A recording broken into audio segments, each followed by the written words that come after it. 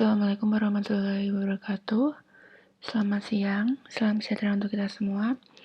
Di perkuliahan ini adalah perkuliahan kelima, jadi materinya itu sudah masuk ke onkologi pada kebidanan. Di situ ada banyak tahapan, tapi kita kali ini belajar utamanya di payudara. Untuk onkologi, sebagai pengantar, onkologi merupakan cabang ilmu kedokteran yang berfokus pada penyakit kanker.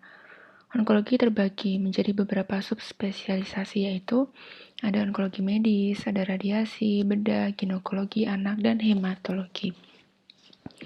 Dalam onkologi, segala sesuatu yang berkaitan dengan kanker akan dipelajari, termasuk cara mendiagnosis, mengobati, merawat, maupun mencegahnya.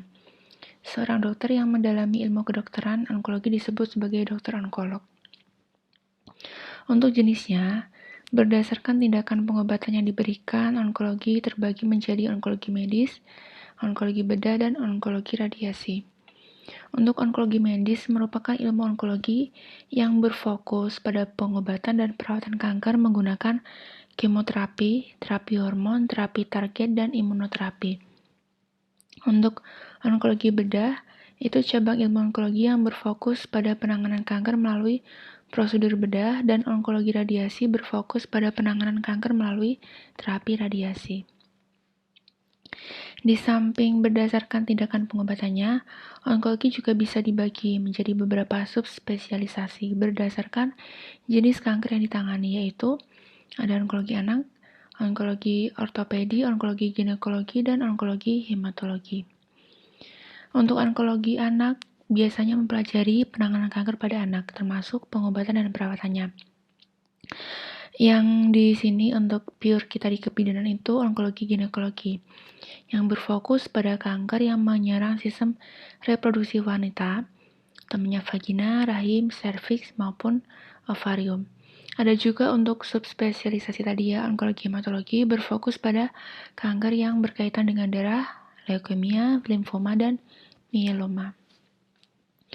Oke, kita masuk untuk pembahasan pertama itu fibroadenoma. Untuk anatomi payudaranya, ini anatomi payudara normal.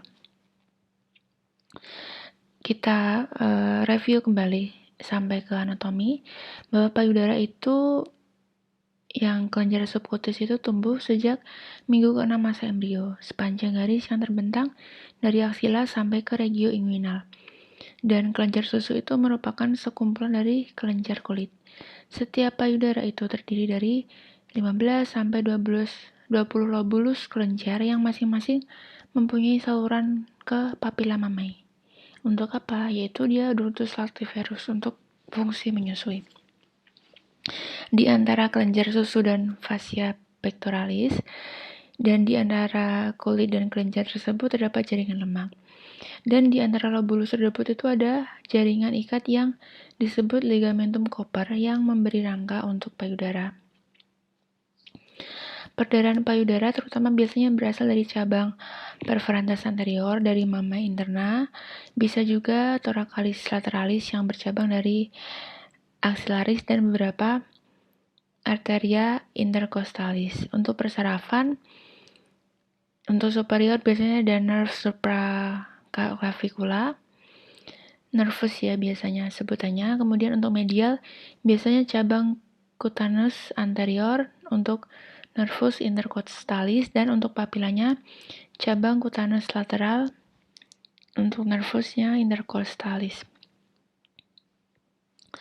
Untuk batas payudara, jadi di sini ada superior iga 2 sampai 3, kemudian inferior juga masih iga 4 sampai 7, kemudian medial di pinggir sternum, kemudian lateralnya di linea axillaris media. Tadi yang disebutkan di awal bahwa untuk parenkim epitelial itu sekitar 15 sampai 20 lobus dalam satu payudara. Fibroadenoma mammae itu neoplasma jinak payudara yang terutama terdapat pada wanita muda. Jadi benjolannya biasanya bulat atau berbenjol-benjol, simpainya licin, dan konsistensinya biasanya kenyal padat. Benjolannya berasal dari jaringan fibrosa, mesenkim ya, dan jaringan glandular di epitel, tidak melekat ke jaringan sekitarnya, dan tidak nyeri bila ditekan. Ini untuk ilustrasinya di bagian kanan.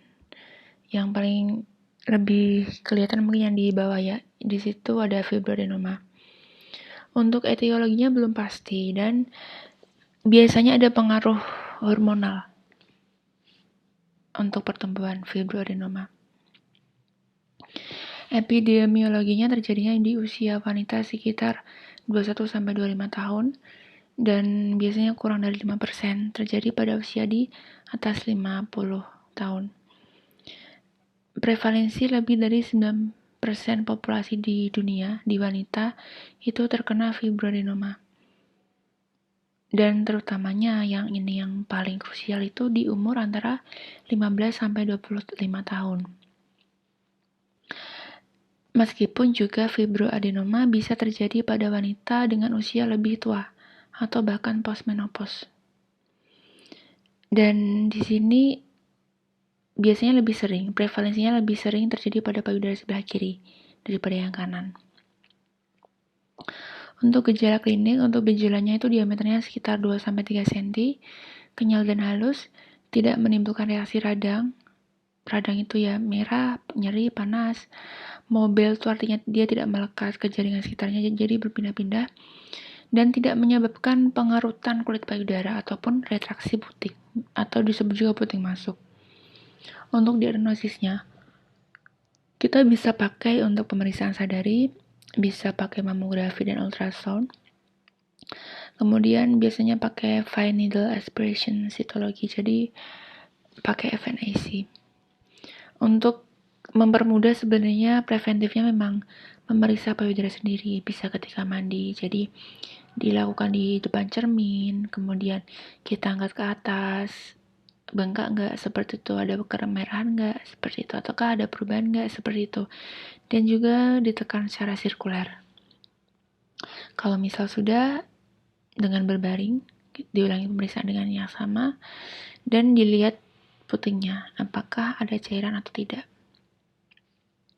Untuk diagnosis bandingnya adanya kelainan fibrokistik, kemudian tumor filoid atau cystosarcoma filoid, kemudian papilomanya intraductus, mastitis sel plasma, disebut juga ekstasia ductus mamae. Jadi diagnosis banding tidak selalu fibroadenoma, bisa aja yang lain seperti itu. Itu untuk contohnya untuk tadi FNAC. Kemudian komplikasinya ada perdarahan, bisa timbul scar, infeksi postoperasi, dan sering juga fibroadenoma tumbuh lagi pada tempat yang sama setelah diangkat. Jadi kekambuhannya juga bisa terjadi lagi ya. Prognosisnya biasanya karena fibroadenoma mame itu bukan kanker, berarti di sini itu adalah tumor ini tuh biasanya terjadi berulang pada 20% wanita dan dapat ditemukan awal dengan pemeriksaan sadari. Lanjut kita ke kista sarkoma piloides. Jadi di sini ada contohnya yang sudah diangkat. Untuk pengertiannya, kista sarkoma piloides itu fibroadenoma yang tumbuh meliputi seluruh mame. Ada kalanya bertambah besar, nyaris tidak tergendong oleh penderita. Kista sarkoma piloides itu mengandung kista-kista besar, diantaranya banyak sekali jaringan ikat sehingga terkadang diduga sarkoma. Di permukaan tumor terdapat banyak jaringan, seperti lembaran-lembaran. Piloid itu menyerupai daun, istilah yang digunakan untuk tumor yang pada pemotongannya memperhatikan lobusi. Jadi bergelambir seperti daun, seperti itu. Untuk etiologi belum diketahui secara pasti, tapi biasanya kontrasepsi hormonal tuh sangat berpengaruh, terutama estrogen. Kemudian pernah mengalami radiasi di daerah dada, jadi dari lingkungan juga. Adanya keturunan juga berpengaruh. Wanita 35-40 tahun meningkat pada keadaan terutama ada genetik. Misal dari orang tua, terutama ibu, pernah menderita CA mame terutama pada usia yang relatif muda. Anggota keluarga menderita CA mame juga bisa berpengaruh. Jadi di situ lebih ke faktor genetik. Untuk yang C, sebelumnya pernah menderita penyakit tumor, itu bisa menjadi tadi kista sarcoma piloides. penderita tumor jinak payudara, dan kehamilan pertama yang terjadi sesudah umur 35 tahun itu biasanya terjadi kista sarkoma viloids. Ciri-cirinya berbentuk bulat maupun lonjong dengan batas yang tegas dan tepat dapat digerakkan. Konsistensi tumor ini ada yang kistik dan padat seperti karet yang tidak melekat pada kulit. Ukurannya kecil, sekitar 3-4 cm, dan bisa juga besar dan membuat payudara menjadi bengkak. Di sini gambaran mamografinya untuk tumor viloids. Di yang paling kanan itu tumor viloids pada wanita berusia 46 tahun. Jadi pembesarannya sangat cepat. Tandanya biasanya kulit payudara itu di atas tumor itu mengkilat. Kemudian kulit tegang dan tipis, kulitnya memerah, pembuluh baliknya biasanya lebar, terasa panas, pembesaran kelenjar regional atau metastasis, dan biasanya tumbuh cepat. Diagnosisnya ditegakkan dari gejala, pemeriksaan fisik, dan biopsi payudara. Untuk anamnesa, biasanya massa itu munculnya keras, bergerak, berbatas jelas, tidak lunak, dan berkembang biasanya cepat sekali. Kemudian, kalau untuk sudah metastase biasanya muncul gejala lain. Bisa dyspnea, kelelahan, maupun juga nyeri tulang. Untuk pemeriksaan fisik, biasanya di atas kulit itu biasanya licin. Jadi, vena payudaranya kan kelihatan licin seperti itu. Juga ada massa, yang massanya itu bergerak, tapi batasnya jelas. Kalau fibroadenoma tadi kan tidak ada batasnya ya, seperti itu. Tapi di sini, kista sarkoma ini jelas. Kemudian di mamografi, kemudian juga untuk kebanyakan pasien biasanya ketika sudah metastase ini biasanya meninggal 3 tahun dari terapi awal. Jadi memang ketika sudah metastase itu memang kebanyakan tidak bisa tertolong seperti itu karena tidak ada pengobatan untuk metastase sistemik yang terjadi. Ini contoh untuk sadari, jadi bisa dipraktekkan ketika sebelum ke tenaga kesehatan kita bisa sebenarnya mengecek sendiri untuk sadari. Hampir sama seperti yang di awal sudah dijelaskan. Kemudian kalau untuk pemeriksaan payudara biasanya dilakukan oleh tenakes. Jadi tenakes memeriksa dari payudara klien seperti itu. Ini untuk poin-poinnya.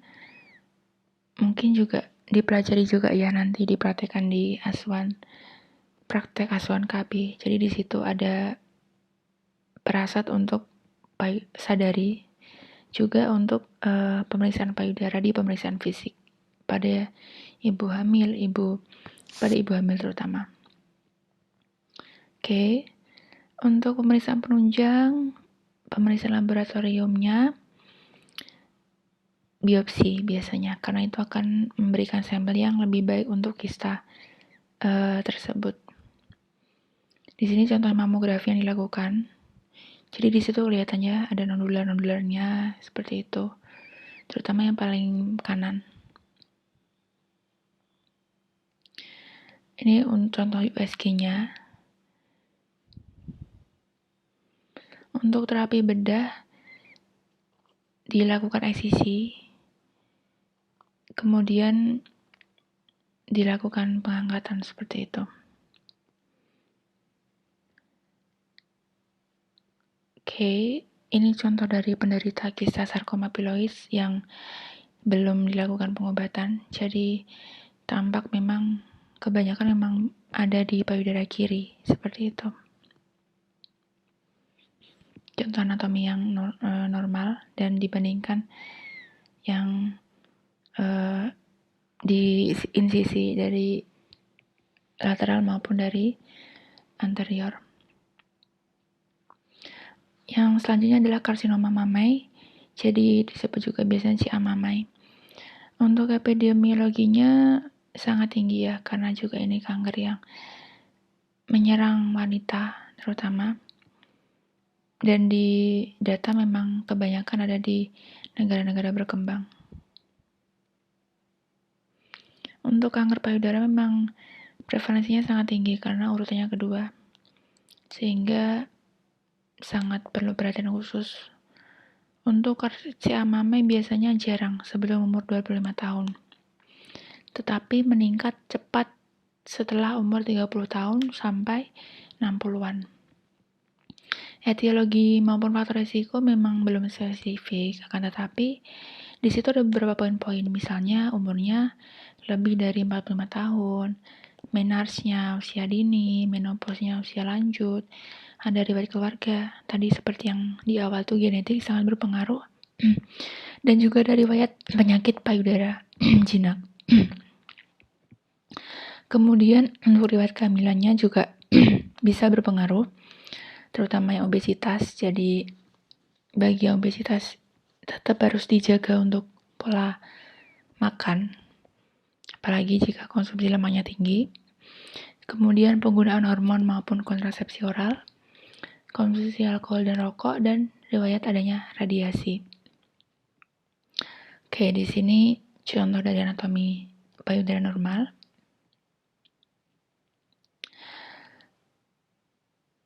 Ini juga di sini ada beberapa poin-poin yang berpengaruh ketika nanti misalnya ada CA mame seperti itu. Oke, next.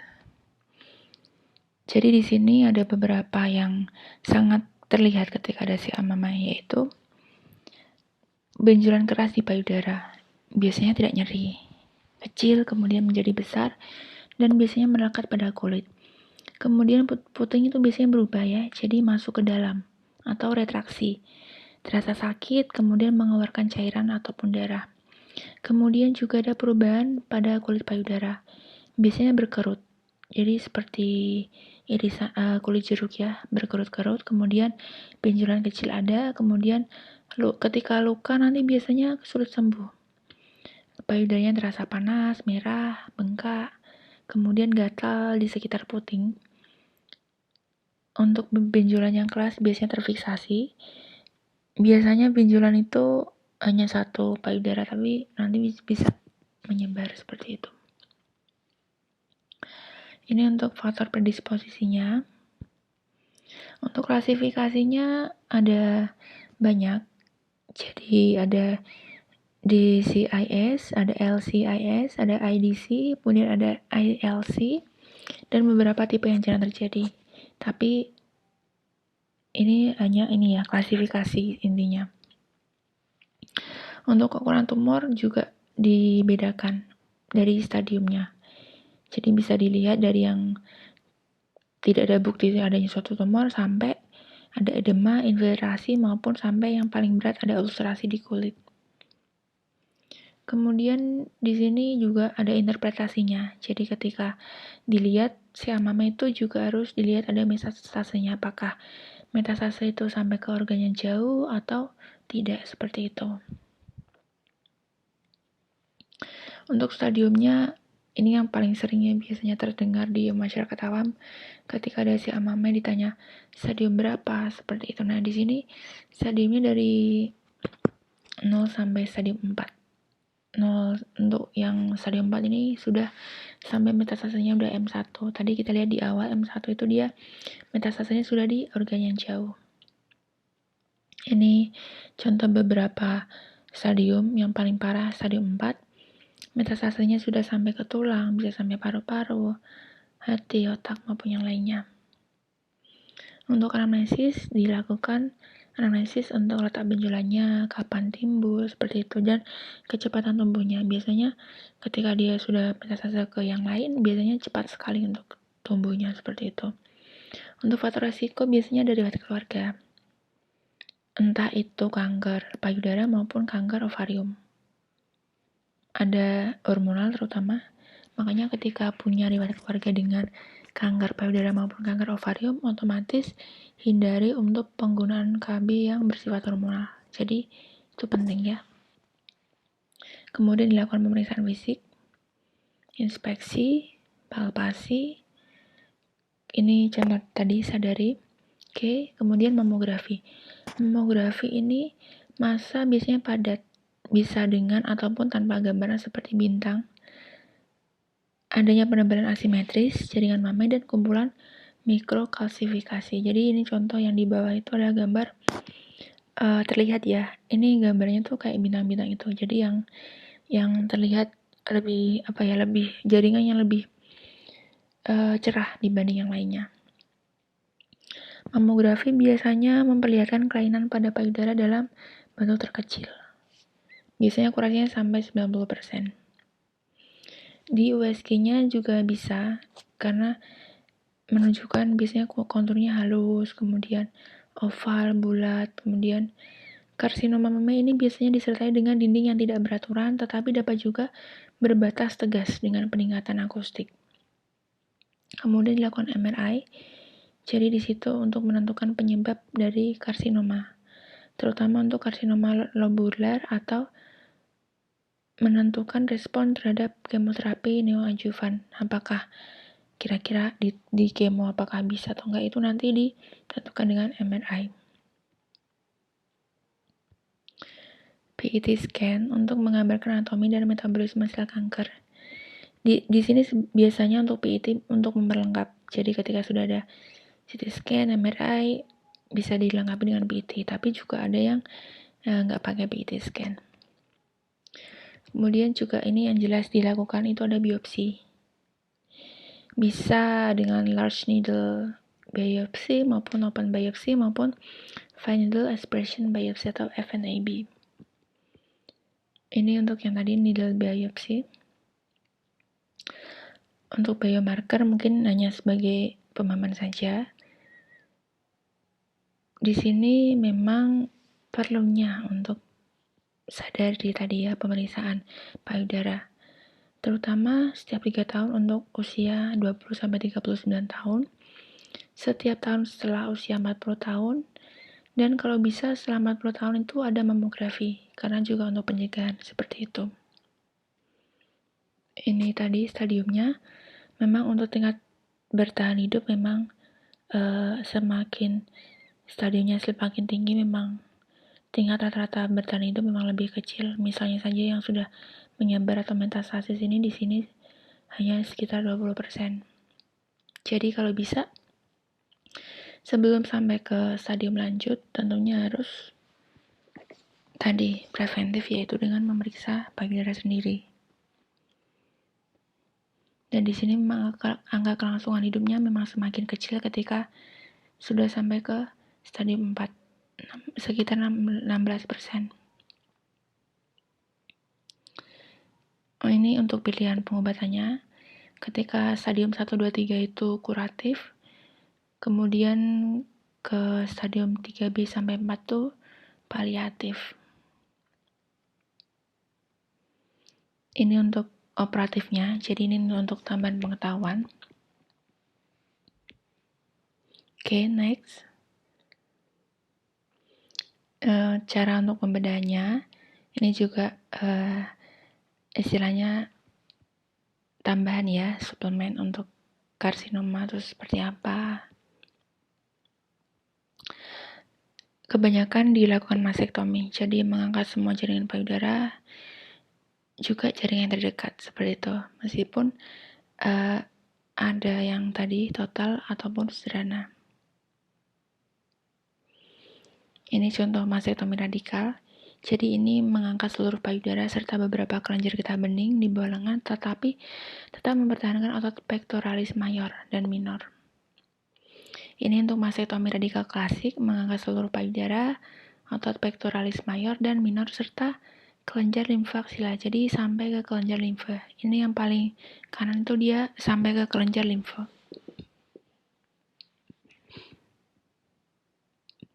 Untuk radioterapi digunakan untuk membunuh sel-sel kanker dan menyusutkan ukuran tumornya. Kemoterapi, ada kemoterapi adjuvan, kemoterapi neoadjuvan, kemoterapi untuk kanker payudara stadium lanjut. Di sini untuk kemoterapinya, ini untuk kombinasi yang sering dipakai. Jadi untuk kita sebagai gambaran saja, seperti itu. Dan beberapa obat-obatan yang digunakan untuk terapi hormon. Jadi di sini ada beberapa tahapan terapi. Ini juga istilahnya tambahan untuk pengetahuan kita.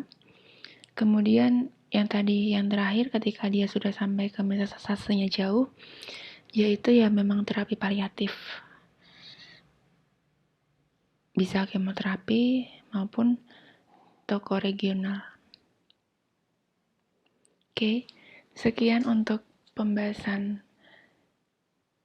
di onkologi terutama di payudara. Ini adalah pertemuan kelima ya. Jadi sampai ketemu untuk nanti pertemuan ke-6. Sekian dan terima kasih.